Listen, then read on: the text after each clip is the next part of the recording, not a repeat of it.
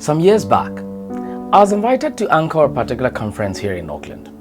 And I remember I was so excited, I was so pumped. I love to stand before a crowd, and I really believe that it's one of the things I'm born to do. But that conference, or my anchoring of the conference, didn't go so well, from my own perspective. I didn't really like the fact that I couldn't capture the audience's attention, and I really felt I could do better. And I left that conference quite discouraged, questioning if I really am a good speaker. And you could be watching this as well, where you've failed at some point in time in something you really think you're good at, something you probably think you're born to do. And because you have failed in that thing, you've probably started questioning and wondering if you're actually born to do that thing, or maybe if you're good at it.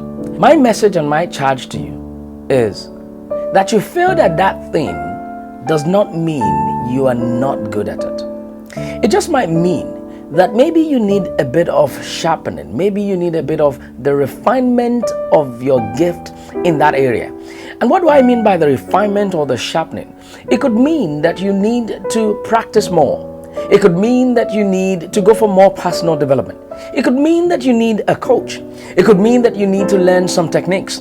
And this is why sometimes a little bit of self-doubt can actually be good for you.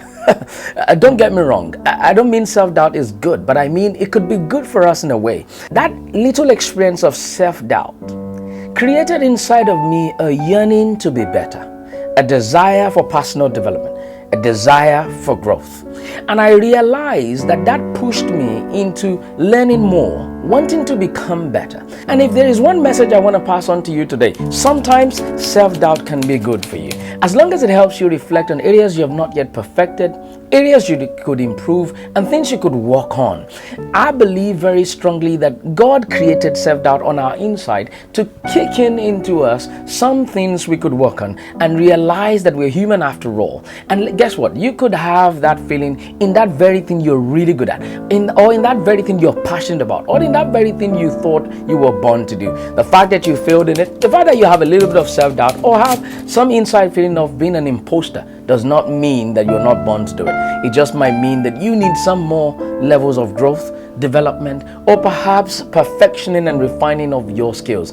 And that's what I've got for you on this episode of MOTIVITALITY. I hope you've been inspired. If you have, share this message with someone right away. And if you're saying, Samuel, you need to come to my church, you need to come to that conference I'm putting together and share more of this with my audience, all you have to do right now is go onto the link on your screen, samuelekundayo.com/speaking. You find a link to a form there to book me for that event of yours. And anywhere all over the world, by the grace of God, I'll do my best to be there. Thank you once again for watching. I'll see you next week. Bye now.